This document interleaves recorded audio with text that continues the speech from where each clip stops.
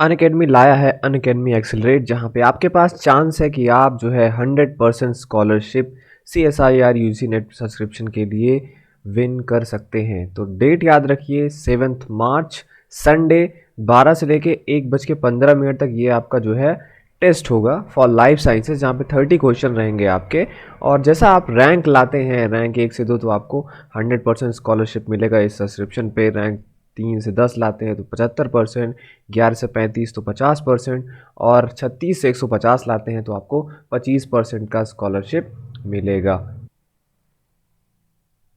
ऐसे ही सेम आपका जो है मैथमेटिकल साइंसेस के लिए भी है, जहाँ पे 3 क्वेश्चन रहेंगे और सेम अपॉर्चुनिटी ये भी 7 मार्च को संडे को 12 से लेके 1:15 तक होगा, जहाँ पे सेम चीज़ें हैं। रैंक 1 से 2 लाते हैं तो आपको 100% स्कॉलरशिप मिलेगा सब्सक्रिप्शन के लिए, 3 से 10 लाते हैं तो 75%, 11 से 35 तो 50%, और 36 से 150 लाते हैं तो आपको 25% का स्कॉलरशिप मिलेगा। टर्म्स एंड कंडीशन जो है आप प्लीज़ पढ़ लीजिएगा।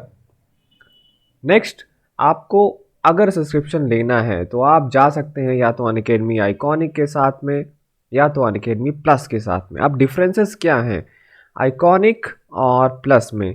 लाइव क्लासेस आपको दोनों में मिलते हैं, टेस्ट सीरीज आपको दोनों में मिलते हैं, अनलिमिटेड प्रैक्टिस आपको दोनों में मिलते हैं, स्ट्रक्चर शेड्यूल आपको दोनों में मिलते हैं।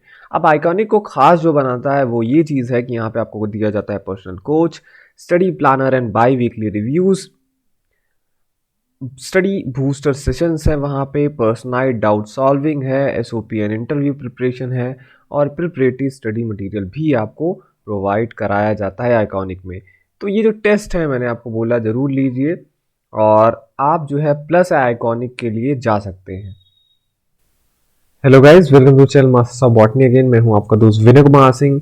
इकोलॉजी के हम क्वेश्चन सॉल्व करा रहे थे, उनका आंसर और एक्सप्लेनेशन दे रहे थे। Banaras Hindu university MSc botany entrance examination 2008 से लेके 2020 तक के जितने भी क्वेश्चन आए हैं उनका।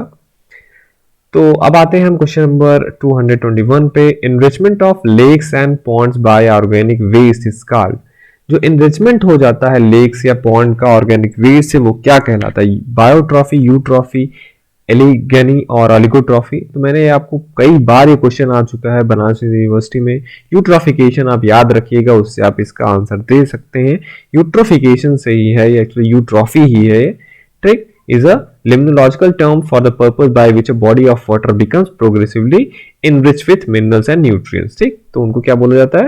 यहाँ पे ऑर्गेनिक वेस्ट के कारण एनरिचमेंट हो जाता है लेक्स या पॉन्ड के न्यूट्रिएंट्स का, eutrophy. Question number 222, how many types of population dispersion are observed in plant communities. पूछा है आपसे कि प्लांट कम्युनिटी में आपको कितने टाइप के पॉपुलेशन डिस्पर्सन देखते हैं। तो आपने क्या पढ़ा है? 3 टाइप का ये होता है यूजली, जहाँ पे एक क्या है? यूनिफॉर्म डिस्ट्रीब्यूशन, जहाँ पे पॉपुलेशन जो होता है यूनिफॉर्मली डिस्ट्रीब्यूट रहता है। देखिए आप सेम डिस्टेंस पे, तो उसको यूनिफॉर्म बोलते हैं। रैंडम एंड हवाजार्डली वो वहाँ पे डिस्ट्रीब्यूटेड रहते हैं, जैसे कहीं पे कम है कहीं पे ज्यादा है। और एक होता है आपका क्लम्प टाइप का डिस्पर्शन, यहाँ पे पॉपुलेशन पास पास में इकट्ठे होकर रहते हैं कई जगह पे। ठीक, तो 3 टाइप का। Question number 223, natality, mortality, life table and survival curves are characteristics of. देखिए जब आप इकोलॉजी पढ़ते हैं तो अलग अलग उसका भी हायरार्की है वहां पे। Species ecology, population ecology, ecosystem ecology, landscape ecology, community ecology, ये सारी चीजें। तो हर चीज का आप उसमें अलग अलग चीजें पढ़ते हैं। तो वैसे ही नेटेलिटी, मोर्टेलिटी, लाइफ टेबल्स और जो सर्वाइवरशिप कर्व है, ये आप पॉपुलेशन इकोलॉजी में पढ़ते हैं, क्योंकि ये पॉपुलेशन का कैरेक्टरिस्टिक होता है। पॉपुलेशन का कैरेक्टरिस्टिक्स अलग होता है, स्पीसीज का अलग होता है, इकोसिस्टम का अलग होता है। ठीक, question number 224, green house effect is mainly caused by. जो ग्रीन हाउस इफेक्ट होता है वो किसके द्वारा होता है? ये भी क्वेश्चन बहुत बार आया है बनारस यूनिवर्सिटी में आपका। मैंने आपसे बताया था 2 चीजें होती है ग्रीन हाउस इफेक्ट में। एक तो कंट्रीब्यूशन किसका है, किस गैस का कितना है, एक तो पोटेंशियल, ग्लोबल वार्मिंग पोटेंशियल बोलते हैं, और एक कंट्रीब्यूशन होता है। तो कंट्रीब्यूशन में क्या होता है? सबसे ज्यादा कार्बन डाइऑक्साइड का रोल है, इसीलिए इसमें कार्बन डाइऑक्साइड करेक्ट ऑप्शन होगा। अगर आपसे ग्रीन हाउस पोटेंशियल पूछे तो आप क्या आंसर लगाएंगे? CFC। Question number 225, number of trophic level involve in grazing food chain in natural ecosystem is. Grazing food chain में क्या होता है, नंबर ऑफ ट्रॉफिक लेवल 4 होता है। ठीक, आप देखेंगे जैसे ग्रास है, ग्रास को किसने खाया, ग्रास हॉपर ने खाया, ग्रास हॉपर को किसने खाया, स्नेक खाया, तो तीसरा ट्रॉफिक लेवल पे आप पहुंच गए। फिर चौथा, स्नेक को कौन खाएगा, जो भी होते हैं आपके ईगल वगैरह, ये खाएंगे। तो यहाँ पे 4 ट्रॉफिक लेवल आपको देखने को मिले। तो number of trophic level in grazing food chain must always be more than 2 levels and it is actually 4 usually. 226. The rate of storage of organic matter in plant tissue in excess of respiratory utilization during the period of measurement in the ecosystem is termed as.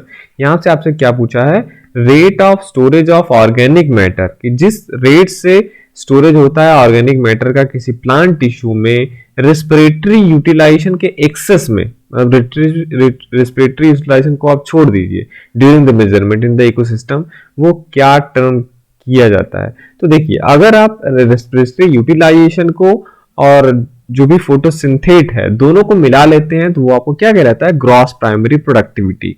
जब gross primary productivity में आप respiratory utilisation को minus कर देते हैं तो वो आपका क्या कहलाता है, नेट प्राइमरी प्रोडक्टिविटी। तो यहाँ पे पूछा है एक्सेस, रेस्पिरेटरी यूटिलाइजेशन के एक्सेस में जो होता है तो वो फोटोसिंथेसिस होता है, जो रियल है नेट प्राइमरी प्रोडक्टिविटी ही वो कहलाता है। ओके, क्वेश्चन नंबर 227 पे आते हैं। The credit for the concept of spatial niche is given to, कह रहा है जो स्पाशियल निच का कॉन्सेप्ट है, इसका क्रेडिट, इस कॉन्सेप्ट को देने का क्रेडिट किसको जाता है। करेक्ट आंसर क्या है इसका, जोसेफ ग्रीनल।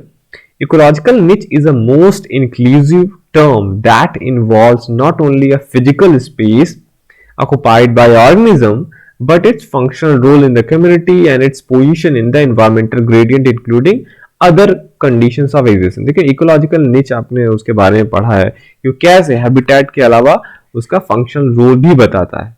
ठीक, ecological Grinnell used the term niche for the first time to explain the micro habitat. Roswell Hill Johnson coined the term niche. अब यहाँ पे क्या, लेकिन आपसे क्या पूछा यहाँ पे, स्पाशियल निच। ठीक, यहाँ पे 3 एस्पेक्ट्स हैं इकोलॉजिकल निच के। There are 3 aspects of ecological niche, spatial या habitat, trophic niche and multi dimensional और हाइपर वॉल्यूम निच जिसे बोला जाता है। ठीक, स्पाशियल निच में आपको ये सारी चीजें नहीं बताता हूँ, पीडीएफ आपको प्रोवाइड कराऊंगा, आप उसमें से पढ़ लीजिएगा। स्पाशियल निच क्या था, जोसेफ ग्रीनल ने दिया था ये in terms of micro habitat that the species occupied, it is now called as spatial niche. It broadly means a physical space, जो फिजिकल स्पेस ऑक्युपाई करता है कोई भी organism. It relates to the concept of habitat, ये actually habitat का concept होता है। निच में भी मैंने आपको ना स्पाशियल निच क्या होता है, हैबिटेट से रिलेशन इसका, बट डिफर फ्रॉम इट, लेकिन ये हैबिटेट से डिफर करता है in the sense that while different species may occupy the same habitat, the activity of each organism may actually confined to a small portion of habitat term as micro habitat. तो spatial niche क्या होता है, निच actually habitat की ही तरीके से है, पर हैबिटेट तो आप बोल देंगे कि कोई ऑर्गेनिज्म का हैबिटेट ये है, पर वो सारा का सारा स्पेस तो ऑक्युपाई नहीं करता है ना, तो वो छोटा सा स्पेस वहां पे जो ऑक्युपाई करता है वो स्पाशियल निच होता है। ठीक, वैसे आपका क्या आता है, ट्रॉफिक निच आता है। ट्रॉफिक निच क्या होता है, refers to the trophic position, मतलब फूड लेवल क्या है किसी ऑर्गेनिज्म का। ठीक है, जैसे एक जगह पे कई सारे बहुत सारे बर्ड्स हैं, लेकिन वो हर चीजें थोड़े, कोई बर्ड्स रहेंगे सीड खाएंगी, कोई इंसेक्ट खाने वाली होंगी, तो ऐसे से ये ट्रॉफिक निच हो गया आपका। और आता है आपका एक हाइपर वॉल्यूम निच या मल्टी डायमेंशनल निच। ठीक, जहां पे आप क्या देखेंगे, द हाइपर वॉल्यूम निच एक concept is based on the relationship between A species and the environmental gradient. तो ये एक स्पीशीज और उसके एनवायरमेंटल ग्रेडियंट के बीच का रिलेशनशिप है। जैसे कि if we measure the range of environmental temperature over which a particular species can live and reproduce and do the same for environmental gradient like humidity, then plot these relationship of graph, we obtain an enclosed species representing the niche of the species। मतलब ये निच ही है, निच मतलब habitat and function role मैंने आपको बताया। तो ये कह रहा है कि मान लीजिए जैसे आपने बता दिया कि हाँ ये स्पीसीज यहाँ पे रहता है, पर यहाँ पे वो उसके इन्वायरमेंटल फैक्टर्स क्या उसको प्रभावित करते हैं, इफेक्ट डालते हैं उस पे। ठीक, एक हैबिटेट है बड़ा सा, कोई भी स्पीसीज उस हैबिटेट में कहां पे रहता है बेस्ड ऑन क्या, इन्वायरमेंटल टेम्परेचर या ह्यूमिडिटी के बेसिस पे जो प्लॉट आप बनाते हैं वो उसका हाइपर वॉल्यूम निच या मल्टी डायमेंशन निच होता है। ठीक, तो ये सारी चीजें हो गई। तो स्पाशियल निच क्या होगा आपका, स्पाशियल निच इसको किसने दिया था, जोसेफ ग्रीनल ने दिया था। ओके, नेक्स्ट हम आते हैं क्वेश्चन नंबर आपका यहाँ पे, ये यहाँ पे देख लीजिए, जैसे मॉइस्चर टेम्परेचर रखा गया, ये फंडामेंटल नीचे, ठीक, जहां पे आप अज्यूम कर सकते हैं अगर कोई कंपटीटर अगर नहीं रहेगा तो ये स्पीसीज यहाँ यहाँ यहाँ यहाँ अपना रहता है, लेकिन ये रियलाइज नीचे है, यहाँ पे कंपटीटर के रहने पे ये इतना स्पीसीज ऑक्युपाई करता है, ठीक। तो ये सब सारी चीजें होगी। क्वेश्चन नंबर 228 पे आते हैं, microbial succession on decaying would on the forest floor is an example of. अगर किसी माइक्रोब का सक्सेशन होता है डीकेइंग वुड पे किसी फॉरेस्ट फ्लोर पे, तो किसका एग्जांपल है ये? प्राइमरी सक्सेशन और सेकेंडरी सक्सेशन जो है ये अलग अलग चीजें हैं। प्राइमरी सक्सेशन कहाँ पे स्टार्ट होता है? बेयर लैंड पे, जहाँ पे पहले कुछ भी नहीं था। सेकेंडरी सक्सेशन मतलब जहाँ पे पहले पेड़ पौधे सब कुछ थे, जानवर वानवर कुछ वो आ गई वहां पे कुछ प्रॉब्लम, फिर सब चले गए, लेकिन वो उसके रिमेन्स वहां पे रहेंगे, फिर वहां पे सेकेंडरी सेक्शन होता है। अब ऑटोट्रॉफिक सक्सेशन और हेटरोट्रॉफिक सक्सेशन अलग अलग चीजें हैं। ऑटोट्रॉफिक मीन जो प्लांट्स वगैरह करते हैं, माइक्रोबियल सक्सेशन जो होता है डिकेइंग वुड पे, वो हेटरोट्रॉफिक सक्सेशन का एग्जांपल है। क्वेश्चन नंबर 229 पे आते हैं, the relay floristic model of succession किसने प्रपोज किया था? तो ये याद रखिएगा, कॉलिनर स्लेयर ने ये बताया था। रिले फ्लोरिस्टिक क्या होता है यहाँ पे? मतलब सक्सेशन होता है इनकमिंग एंड आउटगोइंग प्लांट्स का, मतलब प्लांट्स आते हैं दूसरे के लिए अच्छा एनवायरनमेंट वहां पे बनाते हैं, फिर वो चले जाते हैं, दूसरे फिर आ जाते हैं वहां पे। Okay, question number 230, species showing non heritable differences, मतलब स्पीशीज के अंदर डिफरेंसेस हैं लेकिन वो मॉर्फोलॉजिकल बेसिस पे है, हेरिटेबल डिफरेंसेस नहीं है, due to worried natural environment. तो ये क्या होंगे? मतलब उनके डीएनए वीएनए में कोई चेंजेस नहीं है, जो कि उनमें चेंजेस है वो एनवायरमेंटली उस पे हैं, ठीक। तो वैसे स्पीसीज को हम क्या बोलते हैं? इकोफीन बोलते हैं। फिनोटाइप नहीं होगा ना तो इकोटाइप होगा। इकोटाइप क्या होते हैं? उनमें डिफरेंसेस होते हैं थोड़े थोड़े। क्वेश्चन नंबर 231 पे आते हैं, which is an example of sedimentary cycle? तो फास्फोरस साइकिल, ये बहुत कॉमन है, इजी क्वेश्चन है। गैसेस साइकिल में आता है nitrogen oxygen carbon water. Sedimentary cycle में क्या आपका आता है? आयरन कैल्शियम फास्फोरस, ये सब सेडिमेंट्री साइकिल्स हैं। क्वेश्चन नंबर 232 पे आते हैं, मैक्सिमम स्पीसीज डाइवर्सिटी कहाँ पे आपको मिलेगा? ट्रॉपिकल हमिड फॉरेस्ट में, ट्रॉपिकल सवाना, डेसिडुअस फॉरेस्ट या ग्रासलैंड। तो ग्रासलैंड सवाना को आप हटा दीजिए, डेसिडुअस फॉरेस्ट भी हटा दीजिए, हमिड फॉरेस्ट आप कह लीजिए ट्रॉपिकल रेन फॉरेस्ट, वहां पे आपको मैक्सिमम डाइवर्सिटी देखने को मिलेगी। क्वेश्चन नंबर 233 पे आते हैं, ग्रेजिंग फूड चेन में एनर्जी कितने ट्रॉफिक लेवल से जाता है? ये पिछले वीडियो में आपको बता चुका हूँ। ग्रेजिंग फूड चेन में 4 ट्रॉफिक लेवल होंगे। देखिए, grazing food chain versus detritus food chain. Detritus में डेड लीव्स है, वुड लाउस दिखाएगा, फिर लास्ट में उसको ब्लैक बर्ड जैसे खा लेती है, तो वहां पे 1 2 3 3 ट्रॉफिक लेवल आपको मिले। ग्रेजिंग फूड चेन में क्या है? प्रोड्यूसर है, प्राइमरी कंज्यूमर है, इसको स्नेक खाया, फिर टर्सरी कंज्यूमर। आप यहाँ पे काउंट करेंगे 1 2 3 4, जनरली 4 ट्रॉफिक लेवल आपको मिलते हैं ग्रेजिंग फूड चेन में। Question number 234, the inverted pyramid of biomass is observing. देखिए, बायोमास का पिरामिड आपसे पूछ रहा है, बायोमास का उल्टा पिरामिड, मतलब जो प्रोड्यूसर होगा उसका बायोमास कम होगा, फिर धीरे धीरे consumer, primary consumer, secondary consumer का बायोमास बढ़ता जाएगा। गेस कर लिए होंगे, पानी वाले जगह पे ऐसा होगा, जहां पे प्रोड्यूसर जो होते हैं प्लैंकटन वगैरह होते हैं, उनका बायोमास बहुत कम होता है, तो वहां पे इन्वर्टेड आपको पिरामिड देखने को मिलेगा। और करेक्ट भी है आप, लेक इकोसिस्टम इसका एग्जांपल है। The rate of storage of organic matter by consumer in excess of respiratory utilisation during the period of measurement. फिर से वही आ गया ये, लेकिन यहाँ पे क्या पूछा है? नेट प्रोडक्टिविटी, ये सब प्रोडक्टिविटी, पर यहाँ पे आप ध्यान दीजिए, यहाँ पे क्या है? कंज्यूमर दिया है। The rate of storage of organic matter bye producer नहीं, कंज्यूमर दिया है। कंज्यूमर में क्या होता है? सेकेंडरी प्रोडक्टिविटी ये कहलाएगा, ठीक। प्राइमरी प्रोडक्टिविटी है ही नहीं, ग्रॉस प्रोडक्टिविटी, नेट प्रोडक्टिविटी, ये प्राइमरी मतलब उससे है, प्रोड्यूसर से रिलेटेड है। कंज्यूमर्स के लिए सेकेंडरी प्रोडक्टिविटी होगी। ये इसका डेफिनेशन भी है यहाँ पे सारी चीज। और ये एक्चुअली लास्ट क्वेश्चन था इसका। ओके, हाँ ये लास्ट क्वेश्चन था आपका। नेक्स्ट पार्ट 17 में मैं आपको सारे का आंसर दूंगा, लेकिन हाँ आप ये पढ़ लीजिए, ये सबसे ज्यादा है, मैं आपको थोड़ा सा डिटेल में इसको बता ही देता हूँ कि आप देखेंगे, the rate of biomass production और the amount of food energy produce और ऑब्टेन्ड और stored by a particular trophic level per unit area in unit time is called productivity. तो प्रोडक्टिविटी बस वही है, बायोमास इकट्ठा होता है फोटोसिंथेसिस की वजह से, कुछ जाता भी रहता है उसके रेस्पिरेशन की वजह से प्लांट्स के द्वारा। It can also be defined as, ये तो मान ली वो हो गया ये, ठीक है। According to Wooden there are 3 types of productivity, primary productivity, secondary productivity and community productivity. Primary productivity क्या है? Primary productivity is the productivity at producer level, consumer नहीं प्रोड्यूसर लेवल पे। It can be termed as the amount of organic matter produced by the plants from solar energy in a given area during a period of time. Approximately 1 to 5% of solar energy that falls on the plant is converted into organic matter.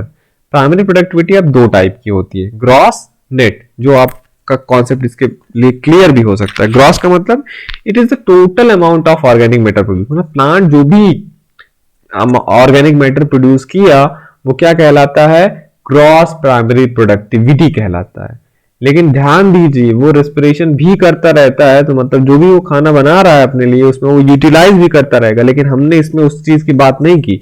हमने बात किया कि उसने total खाना कितना बनाया है, तो वो ग्रॉस प्राइमरी प्रोडक्टिविटी में आएगा। अगर हम लेकिन एक्चुअल की बात करें कि हाँ भाई तुम्हारे पास कितना बचा है अलग कंज्यूमर्स को देने के लिए, तो वो नेट प्राइमरी प्रोडक्टिविटी आता है। मतलब net primary productivity is gross production minus lost by respiration. तो NPP is equal to GPP minus respiration. मतलब नेट प्राइमरी प्रोडक्शन क्या है? जीपीपी में ही अगर आप रेस्पिरेशन वाला जो वो था घटा दीजिए तो आपका नेट प्राइमरी प्रोडक्टिविटी आता है। अब आपका सेकेंडरी प्रोडक्टिविटी, यही तो प्राइमरी प्रोडक्टिविटी हो गई जो प्रोड्यूसर के लेवल पे आता है। सेकेंडरी प्रोडक्टिविटी क्या है? ये कंज्यूमर लेवल पे आती है। The secondary productivity reflects only the utilisation of food for production of consumer biomass.